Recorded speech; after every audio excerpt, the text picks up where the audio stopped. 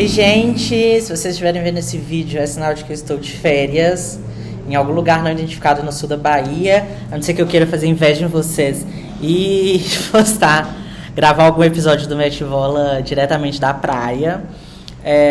No episódio de hoje eu vou receber a Maria Paula Monteiro e a Ariane Azevedo para a gente conversar sobre futebol e feminismo. Para quem diz que futebol e política não se misturam e não se discutem, se misturam sim e se discutem sim. Foi um papo bem legal, espero que vocês curtam bastante. Depois, provavelmente, eu vou colocar o resultado das finais do Campeonato Brasileiro Feminino de Futebol, séries A1 e A2.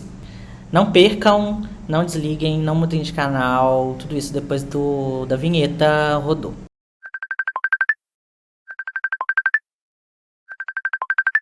Oi, gente! Estamos de volta com o Meeting Mais, nosso quadro de entrevistas aqui no Mete Bola, depois de um pequeno hiato, né? Por causa das Olimpíadas, eu acabei focando mais nos resultados e enfim, nos quadros de medalhas.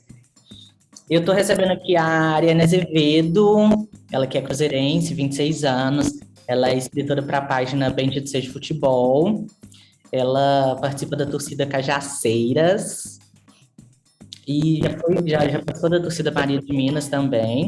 E a Maria Paula, que é estudante de jornalismo, ela é estagiária da Record TV.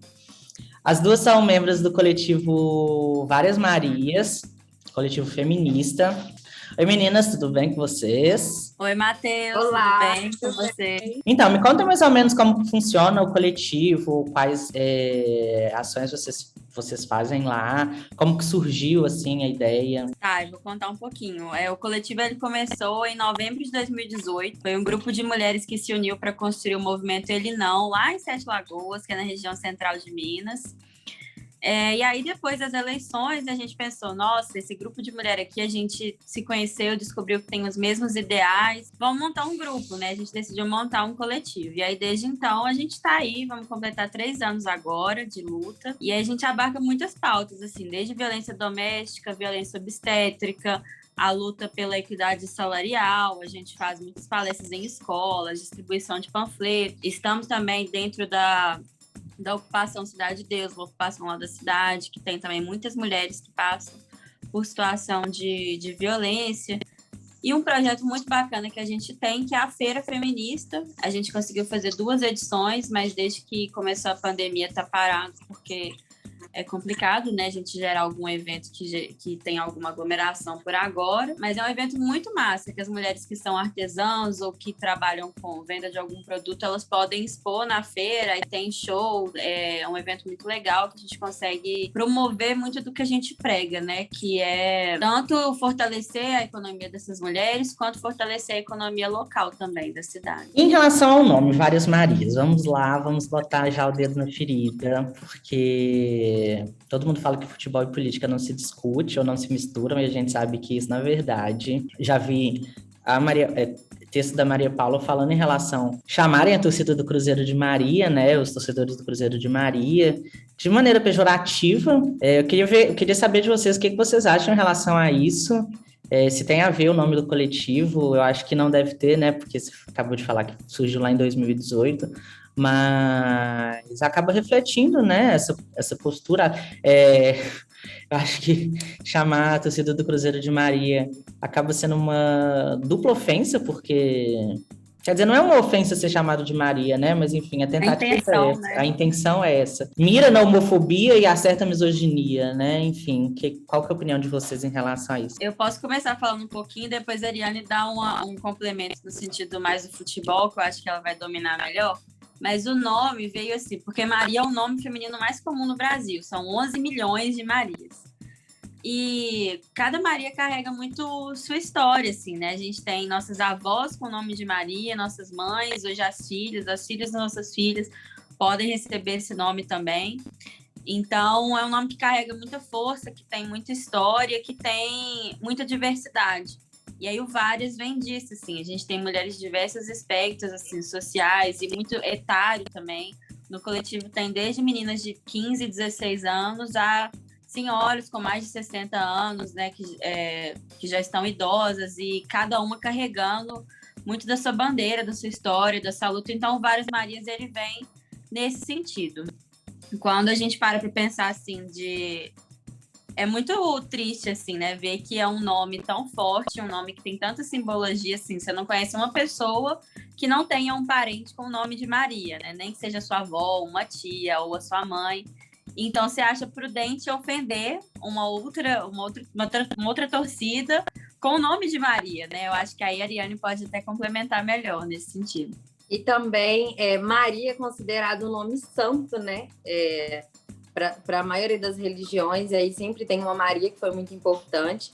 E usar esse nome, considerado nome santo, e um nome tão popular que carrega tanta história, acaba sendo assim, meu Deus, por que usar um nome santo para ofender alguém, né, por causa da sua orientação sexual? Eu acho que entra em contradição, né, você usar um nome santo, considerado santo, como uma ofensa. Eu acho bem complicado isso, eu sempre sentia incômodo quando referiam a mim, né, como, fulano Maria, porque torce pro Cruzeiro, e até um momento que eu falei assim, gente, por que eu vou considerar que o nome de uma mulher é uma ofensa? A minha mãe tem Maria, sabe? Então, é difícil você entender o que se passa na cabeça de alguém que usa um nome feminino considerado santo para ofender alguém por causa da sua orientação sexual. Isso nunca entrou muito na minha cabeça. E a partir daí eu deixei de me sentir ofendida e passei a me sentir honrada. Falei, poxa, eu sou uma torcedora do Cruzeiro e santa ainda por cima. Então tá tudo certo. Parei de me ofender a partir daí. E o pressuposto também, né, que eles colocam como se também a gente, enquanto torcedor, e aí a torcida inteira, né, homens e mulheres, serem gays é um grande problema, uma grande ofensa, então por isso, vamos aqui chamar todo mundo de Maria, aquela torcedora ali, cheia de gay, como assim, gente, sabe? É 2021, né? Vamos lá. Não, eu acho que essa parte, a partir do momento que a gente deixa de levar como ofensa e se apropria do termo, né? Eu acho que a gente não pode eximir a torcida do Cruzeiro também de contribuir para isso, porque tem muito cruzeirense homofóbico, como em qualquer lugar. Inclusive o Douglas da seleção de vôlei, que é campeão olímpico, disputou as Olimpíadas agora, fez sucesso lá no Japão, foi vítima de homofobia da torcida do Cruzeiro dentro de um ginásio de vôlei, quando ele jogava no Taubaté. E se a torcida do Cruzeiro, quando teve a apropriação por parte da torcida LGBT do Cruzeiro, as Marias de Minas, houve muita repercussão homofóbica por parte da própria torcida. A gente gosta muito de apontar o dedo para a torcida do Atlético, né, de chamar eles de homofóbicos. Teve aquele vídeo absurdo deles ameaçando quando o Bolsonaro foi eleito, de que era pro cruzeirense ter cuidado, porque o Bolsonaro ia matar viado. Então, acho que é uma faca de dois gumes, né? A mesma mão que aponta pro outro, aponta para si. É uma coisa que a gente precisa resolver. Não sei como resolver, porque se soubesse, a gente teria resposta para isso, né? Eu queria saber a opinião de vocês em relação a isso. Eu acho que acaba, assim, sendo cultural isso. Essa questão de intitular o torcedor rival, né, com uma orientação sexual diferente e usar apelidos pejorativos para isso, como se fosse de fato um defeito. É algo que está instaurado ali na cultura do futebol. É algo machista que é muito difícil, né, de reaver. Tanto que o nome da torcida Maria de Minas incomoda até mesmo dentro da própria torcida do Cruzeiro. E os principais apelidos famosos, né, entre rivais são sempre em relação a isso. E é complicado você chegar para uma pessoa e falar assim, você não tem que ofender alguém, achar que a orientação sexual dele é uma ofensa. Porque as pessoas falam assim, mas aí tá vendo futebol moderno, vem com esse, não sei o que, mimimi, mimimi. Então, assim, a justificativa deles é sempre mimimi. Parece que não tem, assim, outra coisa que eles sabem falar, argumentar, não sei isso. Eu preferi o futebol raiz. Mas peraí, então quer dizer que no futebol raiz a homofobia estava liberada. Então, machismo 100% liberado. E é uma coisa assim, a primeira torcida LGBT do Brasil é a torcida a Coli Gay do Grêmio, né? E lá na década de 80, imagina. Mas o que não exime da torcida do Grêmio ter suas próprias seus próprios problemas, né? A gente sabe dos episódios de racismo que rolam entre o Grêmio e o Internacional, da mesma maneira que aqui em Minas, minha família é toda cruzeirense, por parte de mãe, e eu, como homossexual, consigo identificar piadinhas de chamar o Gueilo, as frangas, as galinhas. Eu falo assim, gente, vamos deixar isso para os outros, vamos, sei lá, o Atlético tem tanta maneira de zoar o Atlético, né? Eles fazem por onde ter tantas maneiras de zoar o Atlético, que não precisa da gente apelar para homofobia, para misoginia. Exatamente, sabe? É uma coisa tão... Enfim, qual que é a visão de vocês em relação a esse MP agora? O que eu ia falar é que eu acho que os clubes eles poderiam ter um papel muito mais importante nisso, assim, né? Se eles realmente tivessem esse interesse de combater a homofobia, combater o machismo. A gente vê próprias diferenças salariais, por exemplo, entre jogadoras que compõem time feminino e time masculino. Isso tudo são pequenas, assim, que a gente chama entre aspas, né? São pequenas ações que vão corroborando e vão legitimando essas falas. Porque se mulheres do time X ganham menos que jogadores homens daquele time X, eu posso ler enquanto sociedade que elas têm menos valor, assim, né? Que elas, sabe, assim, é um ser humano que ele tem menos importância. Então, isso tudo, os clubes, eles poderiam ter ações muito mais educativas com a torcida, sabe? De ter um tipo de punição dentro da torcida do Cruzeiro, dos outros times também, né? Para entrar em estádio, sabe, assim, os próprios estádios, eles podem construir políticas que tornem um ambiente mais agradável, mais acolhedor para todo mundo. Não, em relação a isso, eu acho... Sempre que tem alguma data especial, alguma data comemorativa, por assim dizer, como o Dia do Orgulho Gay, por exemplo, que os times começam a postar mensagens, parece uma coisa tão protocolar, que eles estão fazendo aquilo por obrigação, alguns nem fazem, ou então fazem depois de ter pressão da torcida, né? Hoje teve um caso de um jogador vascaíno, que eu não vou nem citar o nome, que falou que se sentiu obrigado a vestir o uniforme do Vasco com a faixa colorida, né? Tipo... Enfim, eu tenho parente vascaíno, eu tenho 2 avós vascaínos, e o Vasco sempre teve esse papel mais vanguardista em relação a papéis de diversidade, a questões de diversidade, mas parece que é sempre por obrigação, sabe? Porque a questão do futebol feminino, essa obrigação de ter um time masculino e um time feminino é recente, são 2 anos, né? Há 2, 3 anos que criou-se o Campeonato Brasileiro A1 e A2 feminino, e agora essa semana vai ter as finais tanto do A1 quanto do A2, enfim. E a gente estava falando em relação aos times femininos, né? É relativamente mais barato para os times investirem, porque o salário feminino é muito menor do que o salário masculino, né? Aquela falsa afirmação de que futebol feminino não dá ibope, de que a qualidade de que a qualidade é inferior do futebol masculino.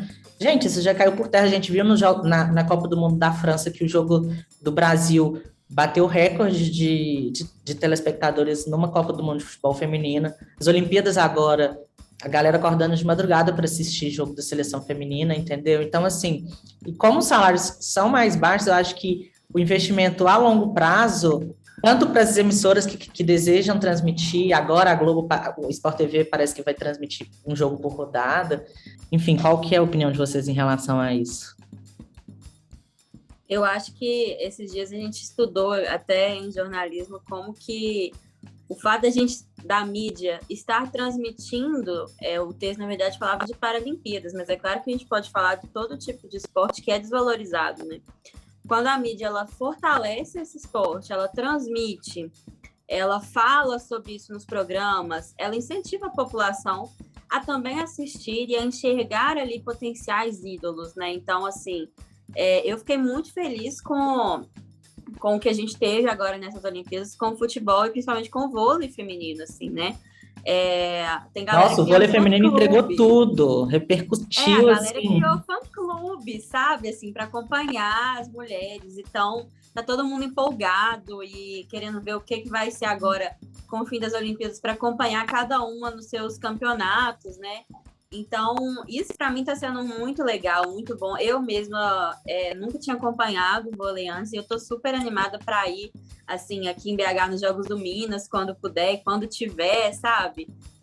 De ver isso acontecendo, porque o vôlei também é um esporte super legal, que a gente não tem muito a tradição de acompanhar, igual a gente tem essa doença quase com o futebol, né? Fica aí a dica para o Cruzeiro, né? Criar um time feminino de vôlei para a gente torcer também. Imagina, se o time masculino já é campeão de absolutamente tudo, o feminino também tem, aposto que tem potencial para isso. Ariane, eu queria que você falasse um pouquinho do seu trabalho na página Bendito Futebol e, assim, sua história com o futebol também. Antes, só ressaltar um pouquinho a respeito até da diferença de reconhecimento no futebol feminino. A Marta, gente, ela tem 6 bolas de ouro, né? Até mais, eu acho, que o Neymar. Eu sei que o único que ela é mais que o Messi e o Cristiano Ronaldo. O Neymar não tem nenhum. É diferença. Pois é, e olha ali a diferença. Todo mundo conhece o Messi, todo mundo conhece o Neymar. E pouquíssimas pessoas sabem da história da Marta, pouquíssimas pessoas sabem da história da Cristiane, pouquíssimas pessoas entendem o que é participar de tantas Olimpíadas como a Formiga. Formiga, sim, olha o nível do futebol daquela mulher e tão pouca gente conhece. Eu acho isso um absurdo, sabe? A gente teve uma vez que fazer campanha para poder ter uma final de campeonato mineiro feminino dentro do Mineirão. Gente, o estádio é mineiro, é nosso, é de futebol, e a gente teve que levantar uma campanha. Entende, assim, o quanto que futebol é político também, nesse sentido, da gente ter que se levantar e, tipo assim, véi, vamos fazer isso aqui, tem que ser, vamos lá. E eu acho que nesse ano nem conseguiu que fosse no Mineirão, acho que chegou a ser no Independência. Então, assim, futebol também é político nesse sentido do feminino, porque a gente precisa lutar para ter reconhecimento. E sobre a minha trajetória no futebol, bom, eu gosto de futebol desde 2003, apaixonei pelo Alex, inclusive, né? Aquela campanha maravilhosa que ele fez ali. E aí, desde então, sempre fui muito envolvida com futebol. Nunca quis, assim, fazer parte de torcida organizada. Sempre tive, assim, um pouco pé atrás, pelas coisas que eu via, né, na época do futebol aqui na Arena. Até que eu conheci a Cachazeiros e me encantei. A gente, inclusive, fez um trabalho muito bonito, que tem informações no Instagram da Cachazeiras sobre como reagir em casos de assédio dentro do Mineirão. Mineirão também, uma vez, me chamou para fazer parte da campanha Repense, que era para a gente pensar em soluções para diminuir, né, o assédio, né, como que a mulher ia se sentir mais respeitada naquele ambiente. Então, você sentir que tem alguém ali de voz é muito importante. E no Bendito Seja Futebol, a gente comenta, né, o pré e o pós-jogo. A gente faz também lives, tipo uma saideira, chama outras meninas de outros times. Geralmente, quando o Cruzeiro vai jogar com outros times, a gente chama uma participante para a gente ter ali um momento de interação. E o mais engraçado é que em nenhum momento no Bendito Seja Futebol eu nunca recebi hater de homem. Foi muito engraçado isso, que a primeira live que eu fiz, o meu primeiro pós-jogo, eu falei assim, meu Deus, vai vir um monte de homem nesse comentário falar que eu não entendo de futebol, que não sei o quê. E pelo contrário, eu acho assim que o Bendito dá tanta voz para mulher e impõe tanto, a gente sempre bloqueia perfis que faltam com respeito e dá essa autoridade para a gente se sentir, tipo, tô em casa, que eu posso falar de futebol, ninguém vai encher meu saco, e se encher meu saco a gente toma providências, né? Tanto que hoje tem uma narradora que surgiu do Bendito Seja Futebol, que é a Renata Silveira. Ela é narradora hoje da Bandeirantes. E, assim, o trabalho da Renata é a coisa mais linda. Eu sou muito fã dela, né? E a Bandeirantes também abriu muito esse espaço para as mulheres dentro do futebol, né? Lá tem muitas narradoras. Tem a Mirelle, tem a Isabelle Moraes, inclusive, que é mineira. E, assim, é lindo você ver o futebol expandir com tantas mulheres dentro. É muito, para mim, que não tinha referência nenhuma. Eu sempre joguei bola com homem, nunca joguei bola com mulher. Né? Você vê ali as mulheres expandindo ali no meio do futebol, é legal, é gostoso, mas também é muito desafiador, porque quanto mais a mulher aparece, mais o homem vem para jogar, tipo assim, você não entende, você não sabe nada, entendeu? Futebol é uma coisa de homem. Mas é muito gostosa essa sensação de se sentir representada, de ouvir um jogo sendo narrado por uma mulher. Eu, pelo menos, eu me senti assim, meu Deus, uma mulher narrando um jogo, para mim, é sensacional, é maravilhoso. É que legal, eu não sabia que a Renata tinha surgido a partir do Bendito Futebol, não. O trabalho que ela faz na Band é bem legal. E agora as Olimpíadas também abriram isso, né? As Paralimpíadas estão seguindo com narração feminina. Eu achei bem interessante, assim, de já ser um evento gigante como os Jogos Olímpicos, né? A gente espera que na Copa... E continuou também no futebol... O Campeonato Brasileiro, tanto da Série A quanto da Série B, a gente está vendo muitas mulheres narrando. Tomara que já na Copa de 2023 a gente já tenha esse trabalho representado grandemente, né? Gente, muito obrigado. Eu adorei conversar com vocês. Eu vou deixar na descrição os links dos perfis que a Ariane falou, que a Maria Paula falou. Muito obrigado, meninas, por conversarem com a gente. Obrigada, Matheus, pelo espaço, pelo convite. É sempre bom a gente poder falar sobre mulheres, pregar, né, a palavra do feminismo, quase porque todo dia aí a gente passando perrengue. Então, quanto mais pessoas estiverem conscientizadas e estiverem nessa luta também é importante. Obrigada aí, todo mundo que tá assistindo, um beijo. Muito obrigada pela oportunidade, foi muito gostoso vir cá bater esse papo com vocês, ainda mais Maria Paula, gente, sou fã de Maria Paula, tem que dizer, sou fã, Maria Paula é tudo, né, e poder, né, falar aqui dos projetos que faço parte, então é muito importante dar voz para mulheres, principalmente quando o assunto é futebol. Obrigada pela oportunidade. Como prometido, depois da gravação deste episódio com a Maria Paula e a Ariane, o Bragantino foi campeão da Série A2 do Campeonato Brasileiro Feminino. O Massa Bruta derrotou o Atlético Mineiro por 4-2 nos pênaltis, depois de 2 empates em 0-0. KKK, que pena. Pela Série A1, Corinthians vai decidir nos dias 12 e 26 de setembro contra o Palmeiras, que derrotou o Internacional por 1-0 na ida e 4-1 na volta, no Allianz Parque, enquanto o Corinthians derrotou a Ferroviária, atual campeã da Libertadores feminina, por 2 resultados de 3-1.